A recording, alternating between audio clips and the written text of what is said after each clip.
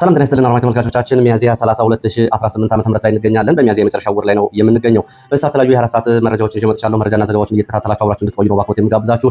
የተለያዩ መረጃዎችን ይዣለሁ፣ በርካታ መረጃዎችን ይዣለሁ። ዲፕሎማሲያዊ፣ ወታደራዊና ፖለቲካዊ መረጃዎችን ይዣለሁ። በአማራ ክልል የቀጠለውን ጦርነት ተከትሎ ወረዳዎችን መከላከያ እንዲሁም ደግሞ ለምርጫ የተዘጋጁ የነበሩ የብልጽግና ባለስልጣናት ለቀው ወጥተዋል ተብሏል። ከዚህ ጋር በተያያዘ ዝርዝር መረጃዎችን የማደርሳችሁ ይሆናል። በተለይ በጎንደር ቀጠና በጉና ተራሮች ዙሪያ ያለውን አጠቃላይ ሁኔታ በተመለከተ ዝርዝር መረጃዎችን ይዣለሁ። ዛሬም የድሮን ስምሪትና የአየር ኃይል ስምሪት ተደርጓል። ሁለት ድሮኖች በአካባቢው ዝቅ ብለው አሰሳና ቅኝት እያደረጉ ነው የሚገኙት። ትናንትና የድሮን ጥቃት ተፈጽሟል። ይህንን ጨምሮ በአካባቢ በተደረጉ ውጊያዎች የደረሰ ከፍተኛ ሰብአዊ ቁሳዊ ጉዳትን በተመለከተ ዝርዝር መረጃዎች፣ በተመሳሳይ እንደዚሁ ከአዊ ዞን እንጅባራና ቲሊሊ የተወጣጣ ኃይል ወደ ሰከላ መገንጠያ እንቅስቃሴ ላይ በነበረበት ሰዓት በተፈጸመ ደፈጣ ጥቃትና በተደረገ የግንባር ውጊያ የደረሰውን ጉዳት ጨምሮ በተለያዩ አካባቢዎች የብልጽግና ባለስልጣናት የምርጫ ሰልፎችን እንዲሁም ደግሞ የምርጫ ባነሮችን እየበተኑና እጩዎቻቸውን እያስተዋወቁ ባሉበት በዚህ ሰዓት በተደረገው ውጊያ ወረዳዎችን ለቀው እየወጡ መሆናቸው እንግዲህ መረጃዎቹ ያሳያሉ። እነዚህም በዝርዝር አደርሳችኋለሁ። በትግራይ ያለው አጠቃላይ ሁኔታም እንደዚሁ የተለየ ባህሪ ነው ያለው። ከመቀሌ እስከ አክሱም ድረስ ስብሰባዎች እየተደረጉ ነው። ከፍተኛ የሆነ ወታደራዊ እንቅስቃሴ እየተደረገ ነው ከቦታ ቦታ። ከሱዳን እስከ መቀሌ ባሉት ጉዳዮች ላይ አዳዲስ የማለዳ መረጃዎችን ይዣለሁ፣ በዝርዝር አደርሳችኋለሁ። እየተከታተላችሁ አብራችሁ እንድትቆዩ ነው በአክብሮት የምጋብዛችሁ። ደብረጽዮን ወደ ስልጣን ከመጣ በኋላ ዛሬ መጀመሪያውን ስብሰባ እያደረገ ይገኛል። ቢሮውንም በኃይል ሰብረው ማህተምና ሌሎች ቁሳቁሶችን መውሰዳቸውን ገልጸዋል። ለዚህ ጉዳይ ደግሞ ለሚዲያዎች ማብራሪያ ለመስጠት ከአፈ ጉባኤ የተጻፈ ደብዳቤ ይዘናል እያሉ ነው የሚገኙት። ከዚህ ባሻገር ወታደራዊ እንቅስቃሴዎችን በተመለከተ ግን አዳዲስ መረጃዎች አሉ። ከሱዳን እስከ መቀሌ ድረስ ትከታተሏቸዋላችሁ። እንደዚሁም ደግሞ በመከላከያ በኩልም እንደዚሁ ተጨማሪ ኃይል በአምስት ግንባሮች በአፋር፣ በራያ፣ በጠለምት፣ በዋግ ኽምራና በወልቃይት ግንባር ተጨማሪ ኃይል እየገባ ሲሆን እንግዲህ የመጨረሻው ጊዜ እየመጣ መሆኑን የሚያሳየው ደግሞ ምክትል ኢታማዦር ሹም ጀነራል አበባው ታደሰ ወደ ወልቃይት ከገባ ዛሬ 4ኛ ቀኑ ነው። በግንባርና በአካባቢው ይገኛል። ከዚህ ጋር በተያያዘ ለአማራ ክልል የብልጽግና አመራሮች እንደዚሁ መመሪያና ትእዛዝ አስተላልፏል ተብሏል። ይህንን በተመለከተ እንደዚሁ በዚህ ሰዓት በዝርዝር ከማድረሳቸው መረጃዎች መካከል ይገኙበታል። እየተከታተላችሁ አብራችሁ እንድትቆዩ ነው በአክብሮት የምጋብዛችሁ። ሀሳብ አስተያየት ቢኖራችሁ ጥቆማ ዜናችሁ ሜል.ኮም ላይ ታደርሱ ትችላላችሁ። ብዙ አስተያየቶችን ተመልክቻለሁ። በተለይ ማህበራዊ ሚዲያ ላይ ያለው የአማራውን አንድነት የሚከፋፍሉ የሚዲያ ስምሪት የወሰዱ አካላትን በተመለከተ ብዙ አስተያየቶችን ልካችሁልኛል፣ አመሰግናለሁ። ይህ እንግዲህ ጊዜው ሲያልፍ ብዙዎቹ የሚያፍሩበት የሚሳቀቁበት ይሆናል።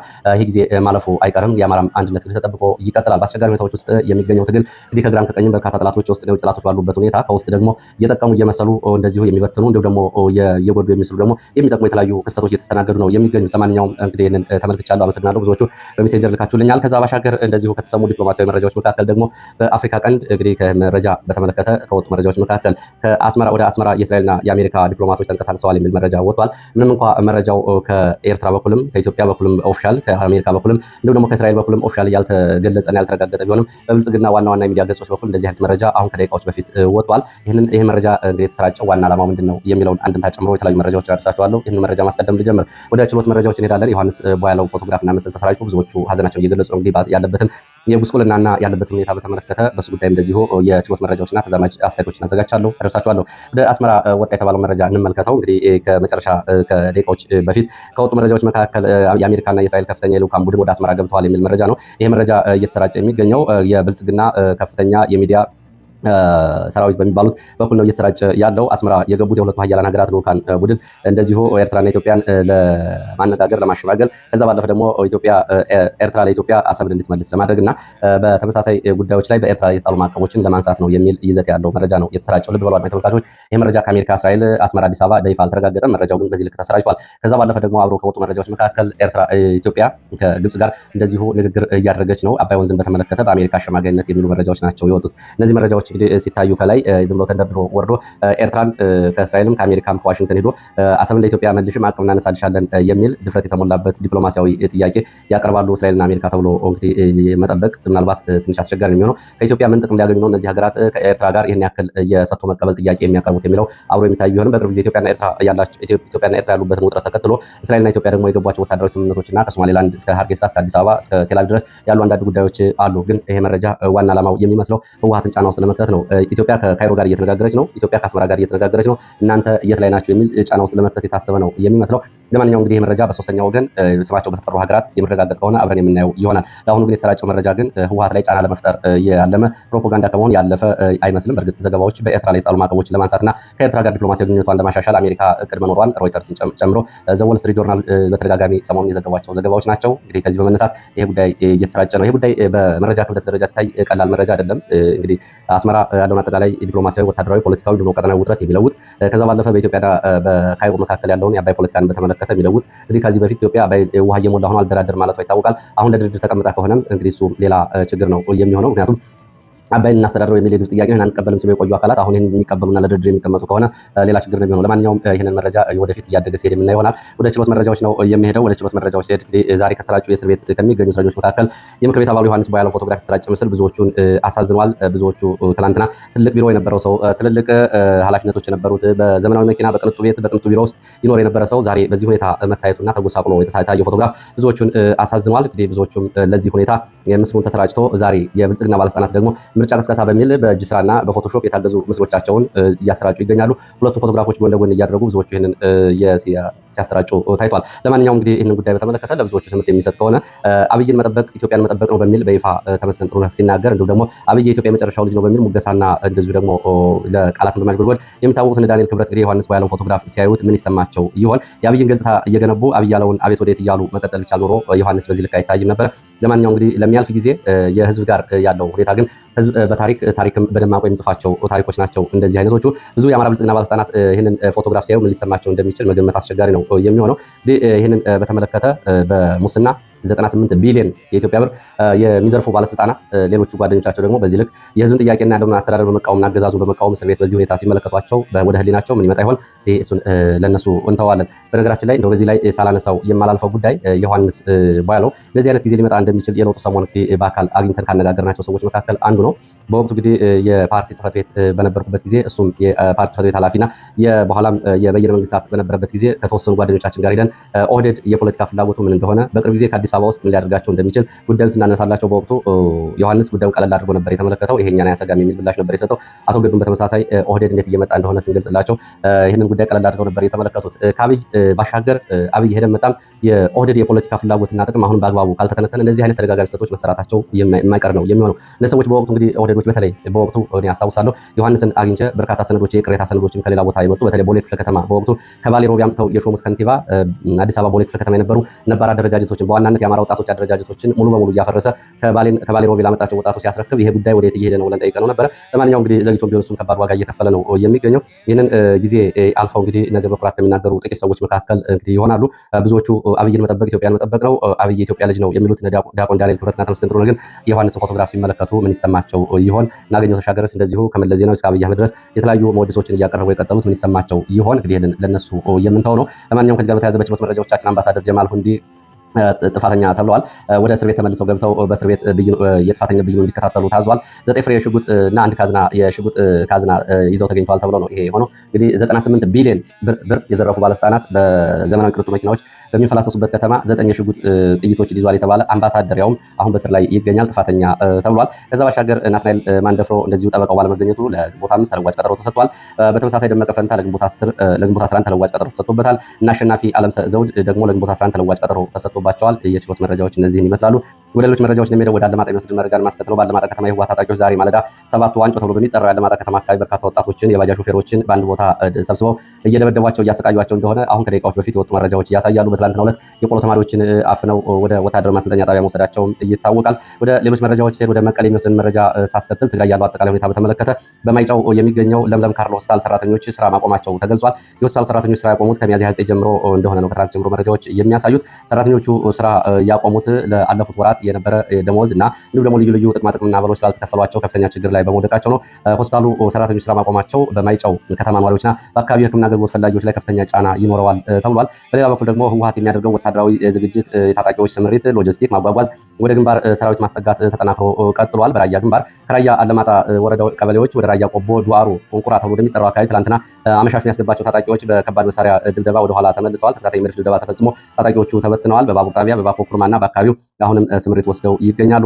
በእነዚህ አካባቢዎች ስምሪት ለመውሰድ የተንቀሳቀሱ ታጣቂዎች የአርሚ 43 አባላት እንደሆኑ የተገለጸው በተፈጸመው የመድፍ ድብደባና የከባድ መሳሪያ ጥቃት የደረሰው ጉዳት በውል አልታወቀም። በሌላ መረጃ በሽሬ ቀጠና ደግሞ በሽሬ ቀጠና ከሽሬና አካባቢው ለሁለተኛ ቀን ታጣቂዎች ባይሱዙ ተሽከርካሪዎች ተጭነው ወደ ሽራሮ እየተጓጓዙ እንደሆነ መረጃዎች ገልጸዋል። በዚህ በተሽከርካሪዎች ሎጂስቲክ የጦር መሳሪያም ጭምር እየተጓጓዘ እንደሆነ ተገልጿል። ከትግራይ ወደ ራያ መሆንም እንደዚሁ ተጨማሪ ተሽከርካሪዎች ታጣቂዎችና ሎጂስቲክ ጭነው ተንቀሳቅሰዋል። የአርሚ 35 ዋና አዛዥ የክፍለ ጦርና የኮር መሪዎችን ስብሰባ ጠርቷል። ወደ ሽሬ ከደደቢት ደብረ አባይና አካባቢው የአርሚ አዛዦች ወደ ሽሬ ለስብሰባ ሄደዋል። ግዳጅና ስምሪት ለመቀበል ከሽሬ ወደ ሽራሮና ተከዜ አቅጣጫዎች እንደዚሁ ስምሪት ይሰጥባቸዋል ተብሏል። ሌላው አክሱም እንደዚሁ ትላንትና ተመሳሳይ ስብሰባ ነበር። አትርኖስ ፋንታሲ ተብሎ የሚጠራው ሆቴል የህወሓት ወታደራዊ አዛዦች በዚህ ቀጠናና ግንባር የሚገኙ ስብሰባ አድርገዋል። የስብሰባው ዓላማ ስለሚጣለው የአስቸኳይ ጊዜ አዋጅና ስላፈጻጸሙ እንዲሁም ደግሞ ስለ ቀጣይ ዘመቻዎች እንደነበር የመረጃ ምንጮች ገልጸዋል። የስብሰባው በሌላ ስብሰባ ደግሞ እንደዚሁ አድዋም ተመሳሳይ ስብሰባ ነበር። ቀጠናዊ ስብሰባ ተደርጓል። በአድዋው ስብሰባ ላይ የህወሓት ከፍተኛ የፖለቲካ መሪዎችም ተገኝተዋል ተብሏል። አጀንዳው በዝርዝር አልታወቀም። በሌላ በኩል በዛሬው ዕለት እንደዚሁ የመቀሌ የታደሰ ወረደን ቢሮ በኃይል ሰብረው የቢሮ ቁሳቁሶችን የወሰዱት ደብረጽዮን ዛሬ ስብሰባ እያደረጉ መሆናቸውን መረጃዎች ገልጸዋል። ጀነራል ታደሰ ወረደ ቢሮ ከገባ 3ኛ ቀን አልፎታል። የደብረጽዮን ቡድን ማህተምና ሌሎች ሰነዶችን ዛሬ ወስዷል። ወደ ቢሮው ተመልሶ ገብቷል። ደብረጽዮን የመጀመሪያ የካቢኔ ስብሰባውን ዛሬ በዚህ ሰዓት እያደረገ ይገኛል። ዛሬ ደብረጽዮን ለጋዜጠኞች መግለጫ ይሰጣል ተብሎ ይጠበቃል።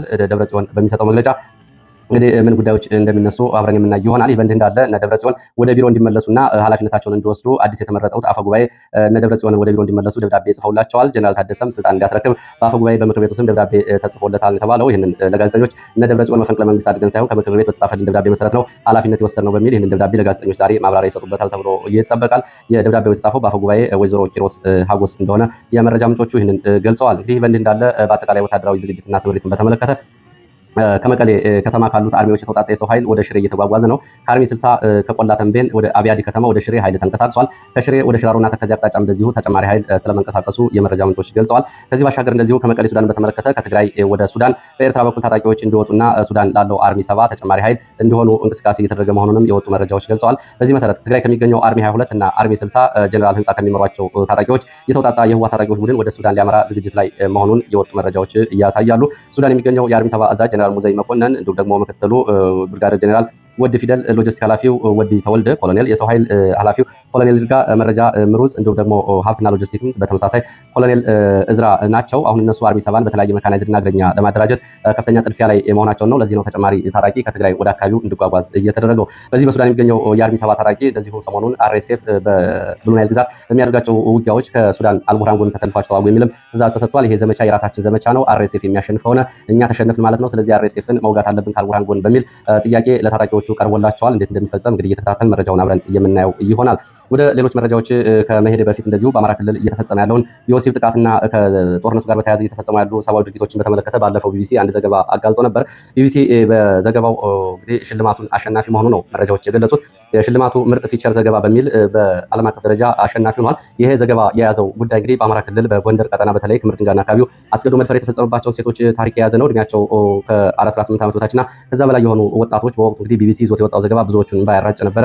በሞት ይሻለኛል፣ ክብሬ ተነክቷል በሚል ሴቶች የሰጧቸው ቃለ መልሶች ቢቢሲ ርዕስ አድርጎ ይዟቸው ወጥቶ ነበረ። እንግዲህ ዘገባ ነው አሁን አሸናፊ የሆነው በዓለም አቀፍ ደረጃ ከዘገባዎች ተወዳድሮ ዘ ታይምስ፣ ዘ ጋርዲያን እንዲሁም ደግሞ ሲኤንኤን እና የመሳሰሉት ሚዲያ ዘገባዎች ጋር ተነጻጽሮ ነው በአምነስቲ ዩኬ አዋርድ አሸናፊ የሆነው። ይሄ ዘገባ አሸናፊ መሆኑ እንግዲህ ዓለም ትኩረት እየነፈገው በአማራ ክልል ያለው ጦርነት እንደገና የሚዲያዎችን ትኩረት የሚስብበትን አጋጣሚ ፈጥሯል። ይሄ ዘገባ አዋርዱን ካሸነፈ በኋላ ምን አይነት ዘገባ ነው በሚል ሚዲያዎች አሁን እንደገና እየተቀባበሉት እንዲሁም ደግሞ ዘገባውን ተመልሶ ታሪኩንና የዘገባውን ይዘት ለመመልከት እየተጣደፉ ነው የሚገኙት። እንግዲህ በዚህ ዘገባ ላይ ብዙዎቻችሁ እንደምታስታውሱ አድማጭ ተመልካቾች በወቅቱ በሰቆቃ ያጋለጡ እና ለቢቢሲ ቃለ ምልልስ የሰጡ ተጎጂዎች የተናገሯቸው ቃላት ካምሮ የሚወጡ አይደሉም። ተበላሽቻለሁ የሚል የሴት ታዳጊዎች ድምጽ ጭምር ነው እንግዲህ ንግግርን ጭምር ነው ቢቢሲ ይዞ ወጥቶ የነበረው። በዚህ ዘገባ እንግዲህ አሸናፊ መሆኑ ወደፊት በአካባቢው እየተፈጸመ ላለው ሰብአዊ መብት ጥሰት ከፍተኛ ትኩረት እንዲሰጥ የሚያደርግ ነው። እንግዲህ ብዙዎቻችሁ ወደኋላ ተመልሳችሁ ልታነቡት ትችላላችሁ።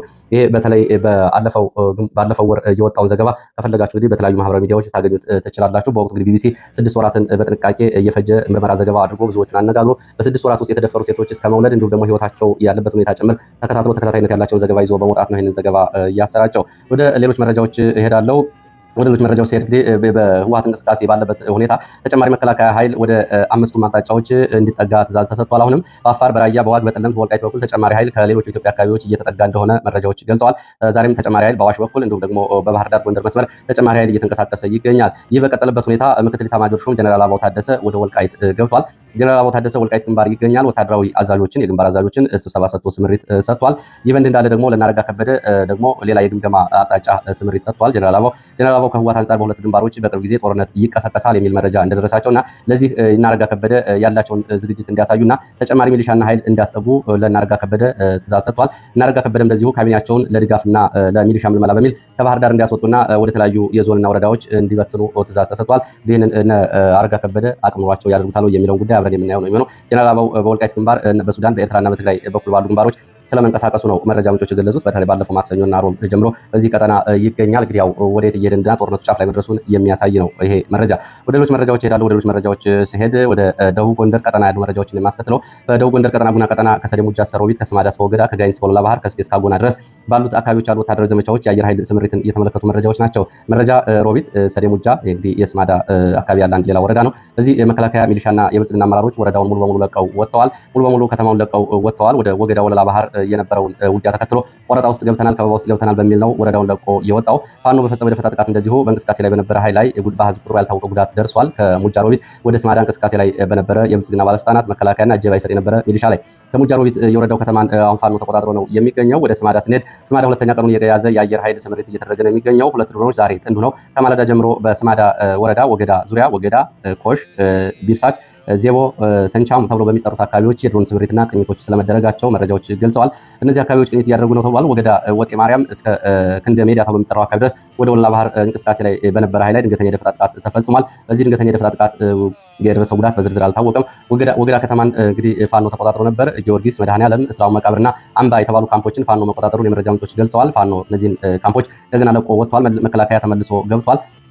ፋኖ ካምፖቹን በተቆጣጠረበት ጊዜ እንደዚሁ ሎጂስቲክና የጦር መሳሪያዎችን እንደዚሁ ወስዷል። ፋኖ ከተማውን ሲቆጣጠር ወደ ሸሪፍ ጎዴ ተብሎ ወደሚጠራ ተራራ የተሰባሰቡት የዞን የብልጽግና አመራር፣ የወረዳ የብልጽግና አመራሮችና የጸጥታ አባላት ድሮን ድጋፍ እንዲደረግላቸው አድርገው የድሮን ድብደባ እንዲፈጸም አድርገዋል። በዚህ በተፈጸመ የድሮን ድብደባ እንግዲህ በተለይ መናፈሻ ተብሎ የሚጠራው አካባቢ በተፈጸመ የድሮን ጥቃት ሲቪሊያን ተገድለዋል። ከተገደሉት መካከል አምሳሉ ተማሪ አንጓች የ6 ዓመት ታዳጊ፣ ቢታው ውዱ እንደዚሁ ተማሪ 12ኛ ክፍል ተማሪ፣ ሁለት ስማቸው ያልታወቀ እናቶች፣ 5 ሲቪሊያን አጠቃላይ ሲገደሉ 9 ሰዎች ደግሞ በድሮን ጥቃት ቆስለዋል። 7 ወዲያውኑ ሆስፒታል ገብተዋል። ሁለቱ ቀላል ቁስለኛ መሆናቸውን የመረጃ ምንጮች ገልጸዋል። ከዚህ ከድሮን ጥቃቱ ባሻገር መከላከያ ከጎዴ ሸረፍ ጎዴ ተራራ ወደ ወገዳ ከተማ ተመልሶ ሲገባ 30 ወጣቶችን አፍሶ ወስዷል። አፍሶ ወደ ሸረፍ ጎዴ ወደሚባል ካምፕ ነው የወሰዳቸው። ወጣቶቹ ፋኖ ሲገባ ደስታ አሰምታቸዋል በሚል ነው ታፍሰው የተወሰዱት። እንግዲህ ፋኖ የገባው ሌሊት ነው። ሌሊት ማንም አልነበረም። እነዚህ ወጣቶችም ደስታቸውን አልገለጹም። ሆኖም በሚሊሻ ጥቆማ ነው የተወሰዱት። አሁን ወጣቶቹ በካምፕ ውስጥ ተወስደዋል። ያሉበት ሁኔታ እጅግ አሳሳቢ ነው፣ አልታወቀም ተብሏል። ከዚህ ጋር በተያያዘ እንደዚሁ ወለላ ባህር እዚሁ በጉና በስተ ምስራቅ አቅጣጫ በአራቱም አቅጣጫ በሮች ላይ በነበሩ ዘመቻዎች አንድ ሬጅመንት ኃይል ሙሉ በሙሉ ስለመበተኑ ስለመማረኩና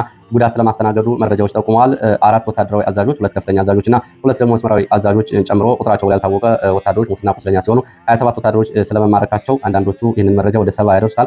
ስለመማረካቸው 2 ተሽከርካሪ ሙሉ ሎጂስቲክ ስለመማረኩ ሬሽን እና የቡድን መሳሪያዎች፣ ነፍስ ወከፍ መሳሪያዎች ተተኳሽ በፋኖ እጅ ስለመግባታቸው መረጃዎች ገልጸዋል። ከወለላ ባህር 5 ግንባሮች በተቀናጀ ሁኔታ የተፈጸመው ዘመቻ ከፍተኛ ድንጋጤ መፍጠሩን መረጃዎች ገልጸዋል። በዚህም እንግዲህ አንድ ለምርጫ ውድድር ዝግጅት ላይ የነበረው ብልጽግና ወረዳዎችን ለቆ ወጥቷል። አሁን ከደብረ ታቦርና ከንፋስ መውጫ ወደ አካባቢ ተጨማሪ እግረኛ ኃይል እየተንቀሳቀሰ ሲሆን እስካሁን አየር ላይ ያሉ ድሮኖች በተመለከተ የተፈጸመው ጥቃት እስካሁን አልታወቀም። በሌላ መረጃችን እንደዚህ ወደ አዊ ዞን ስንሄድ በአዊ ዞን ከቲሊና እንጅባራ ወደ ሰከላ አቅጣጫ እንቅስቃሴ ላይ በነበረ መከላከያ አድማ ብተናና ሚሊሻ ላይ ድንገተኛና የግንባር ውጊያ ተደርጎ ጉዳት ደርሷል። በዚህ ጉዳት እንግዲህ 60 የሚደርሱ የመከላከያ አድማ ብተናና ሚሊሻ አባላት ስለመደምሰሳቸው 2 ብሬን የቡድን መሳሪያ፣ 3 መገናኛ ሬዲዮ፣ ከ55 ክላሽንኮቭ 80 በላይ ተተኳሽ በፋኖ እጅ ስለመግባቱ የፋኖ መሪዎች ይህንን አረጋግጠው ዘግበዋል። የአስቃጥላ ዲሽቃ ተተኳሾች እንዲሁም ደግሞ 5 መከላከያና 2 ሚሊሻዎች እንደዚሁ ተማርከዋል። ይህንን በተመለከተ ፋኖ አስረስ ማረ እነዚህን ሀዛዊ መረጃዎች ይፋ አድርጓል። ከዚህ ጋር በተያያዘ እንደዚሁ በይሄ ቦታ ልዩ ቦታው ጥቃት ተፈጸመበት ከቲሊሊ ወደ ሰከላ በሚወስደው መንገድ አሽፋ መገንጠያ ተብሎ የሚጠራው ቦታ ከመድረሳችን ቀደም ብሎ የሚገኝ ሮብ ገበያ ተብሎ የሚጠራ ቀበሌ አካባቢ እንደሆነ የዓይን እማኞች ተናግረዋል። ለዚህ ሰዓት እንግዲህ ከተለያዩ አካባቢዎች ማሰባሰብ ወደ እናንተ ያቀርብኳቸው መረጃዎች እነዚህን የሚመስሉ። ስለተከታተላችሁ እጅጉ አመሰግናለሁ። በሌላ ተመሳሳይ መርሃ ግብር እስከምንገናኝ